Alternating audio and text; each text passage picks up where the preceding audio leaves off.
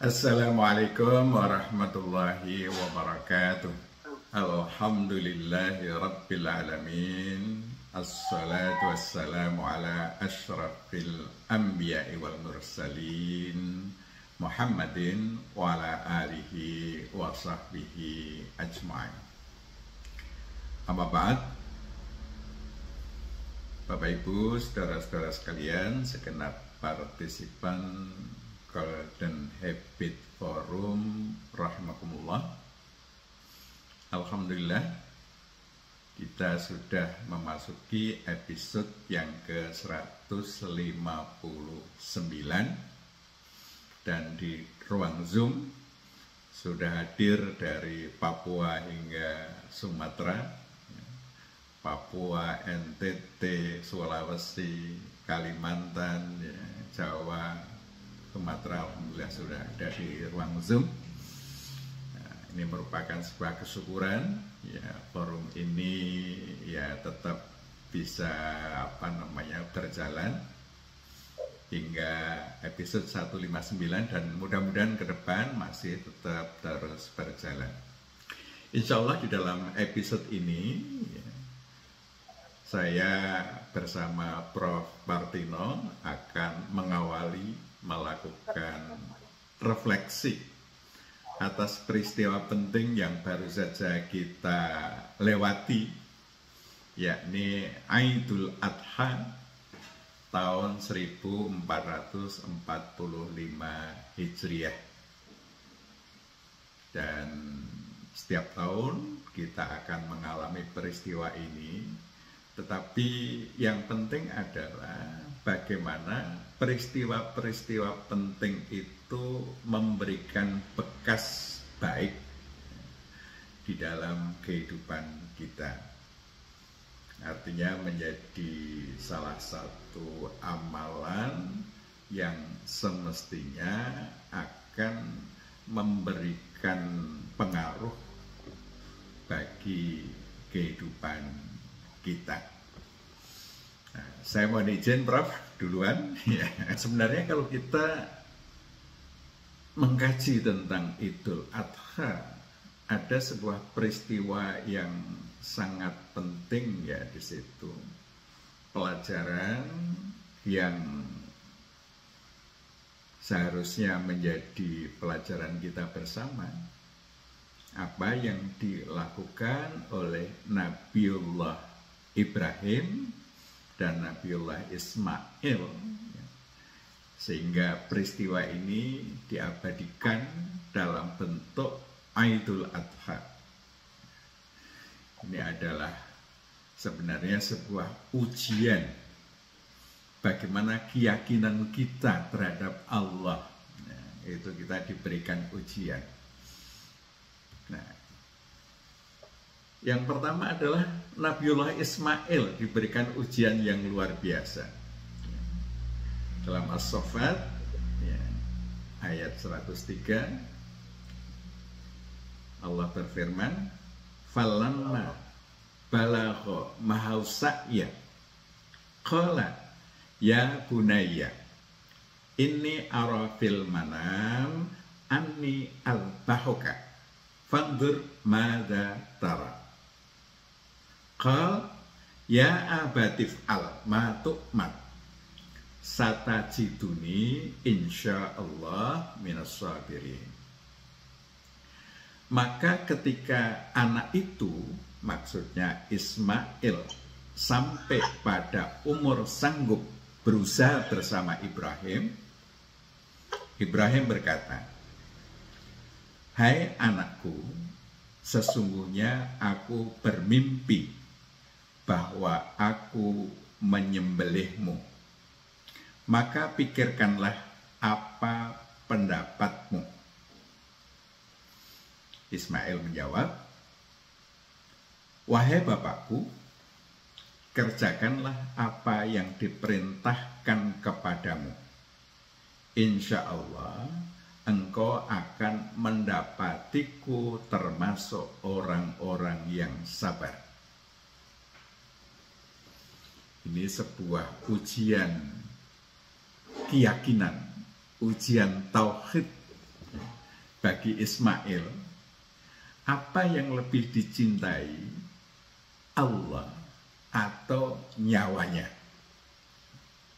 Ini ujian yang luar biasa dahsyatnya, dipertaruhkan antara nyawa dengan ketaatan kepada Allah.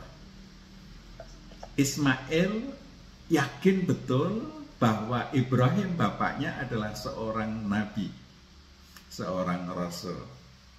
Sehingga apa yang dimimpikan itu merupakan perintah Allah. Tetapi kebijakan Ibrahim itu tidak langsung mengeksekusi, tapi ditawarkan dulu kepada Ismail. Gimana pendapatmu? Ternyata pendapat Ismail luar biasa. Laksanakan, wahai bapakku, apa yang diperintahkan Allah kepadamu. Aku insya Allah sabar. Ini sebuah pilihan yang sulit antara menjalankan perintah Allah yang akibatnya nyawa bisa melayang, atau mencintai nyawanya dengan mengabaikan perintah Allah sehingga dia tetap hidup. Tetapi Ismail teguh pada pilihannya, mementingkan Allah meskipun akibatnya nyawa bisa melayang.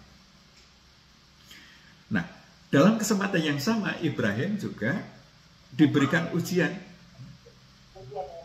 Ternyata Ibrahim itu lulus ujiannya, ya.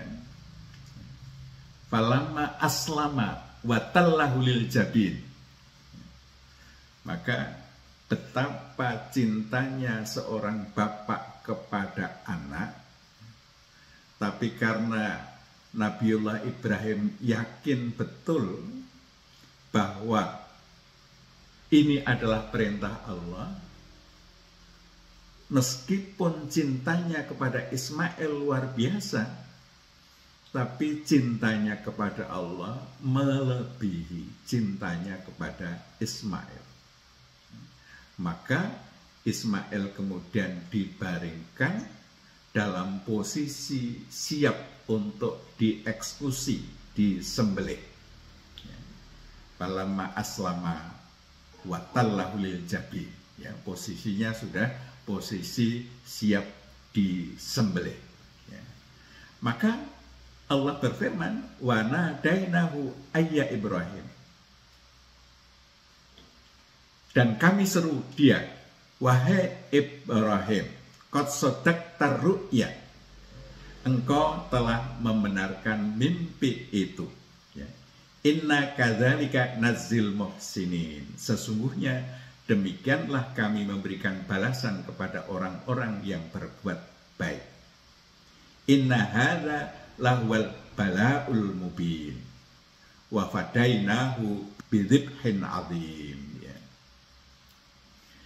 Sesungguhnya ini benar-benar suatu ujian yang nyata. Dan kami tebus anak itu dengan seekor sembelian yang besar. Jadi Allah tidak membiarkan Ibrahim mengeksekusi Ismail. Tetapi posisi membaringkan Ismail siap disembelih itu menunjukkan bahwa Ibrahim mementingkan Allah. Andai kata Allah tidak menahan, kemudian mengganti dengan sembelian yang besar, Ismail mungkin benar-benar dieksekusi. Ya. Tetapi Allah hanya ingin menguji mana cintanya yang lebih tinggi. Dan Ibrahim lulus, ya, bahwa cintanya kepada Allah itu tidak tergantikan atau tidak disaingi oleh Ismail. Cintanya kepada Ismail masih dalam kerangka cintanya kepada Allah, sehingga apa yang diperintahkan Allah itulah yang dilaksanakan. Nah, Bapak Ibu Saudara sekalian, ya, bagaimana kita diuji? Nah, ini Quran surah At-Taubah ayat 24. Kita ditantang oleh Allah. Kul ingkana aba'ukum wa abna'ukum wa ikhwanukum wa azwajukum wa ashiratukum wa amwal iktaraftumuha wa tijaratun tahsyawna kasadaha wa masakinu tardawnaha ahabba ilaikum minallah wa rasulih wa jihadin fi sabilihi fatarabbasu hatta ya'tiyallahu bi amrih wallahu la yahdil qaumal fasiqin. Katakanlah, jika bapak-bapakmu, anak-anakmu, saudara-saudaramu, istri-istrimu, keluargamu, harta benda yang telah kamu kumpulkan, perniagaan yang kamu takuti ruginya, dan tempat tinggal yang kamu sukai, lebih kamu cintai dibandingkan Allah, Rasulnya, dan jihad di jalannya, maka tunggulah sampai Allah menetapkan keputusannya. Dan Allah tidak memberi petunjuk kepada kaum fasik. Bapak Ibu Saudara sekalian, ini ujian kita.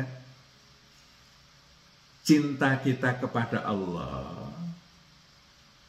benar-benar yang tertinggi atau dikalahkan oleh keluarga kita, ya, mulai orang tua, anak-anak, saudara, istri, ya, atau harta benda, atau pekerjaan, perniagaan, ya, pekerjaan.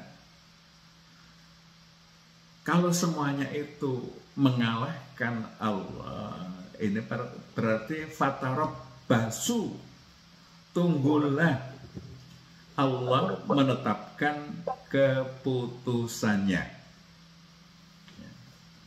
Jadi ini berat sekali ancamannya. Maka ujian tauhid kita, ya, yang kemarin disimbolkan dengan kurban, ya, dengan kurban, itu kita harus mengorbankan segala bentuk kesenangan dunia ini untuk apa? Untuk dipersembahkan kepada Allah. Artinya kesenangan-kesenangan kita itu kita lakukan sebatas yang diizinkan oleh Allah. Nah, sehingga untuk refleksi kita, betulkah kita sudah menjadikan Allah sebagai yang terpenting? Inilah, ya, kita perlu berefleksi. Sudahkah Allah itu kita jadikan yang terpenting dalam hidup kita? Nah, kita lihat bagaimana aplikasinya, Bapak-Ibu sekalian. Ini mekanisme yang sudah kita bicarakan beberapa waktu yang lalu, bahwa kita harus punya memori pikiran yang secara otomatis memilih yang baik. Dan memori itu dibentuk dari apa yang kita dengar, apa yang kita lihat. Apa yang kita dengar, apa yang kita lihat, kalau itu merupakan tuntunan Allah, maka memori kita, mindset kita, itu akan memahami petunjuk Allah. Nah, selanjutnya, di dalam implementasinya, itu ada dua pengaruh besar, ya. Ada pengaruh malaikat, ada pengaruh setan. Malaikat itu adalah semua yang sesuai dengan petunjuk Allah. Malaikat itu adalah makhluk yang bisanya taat, patuh kepada Allah. Maka ketika kita memilih kepatuhan, kita memilih patuh kepada Allah, maka sesungguhnya kita sedang meningkat derajatnya melebihi malaikat. Ya, karena kita, ya, ada mekanisme yang berbeda dengan malaikat. Ya. Ada juga setan. Setan semua yang bertentangan dengan petunjuk Allah, itulah setan. Maka Nabi kita mengatakan, ya, makan dengan tangan kiri itu temannya setan.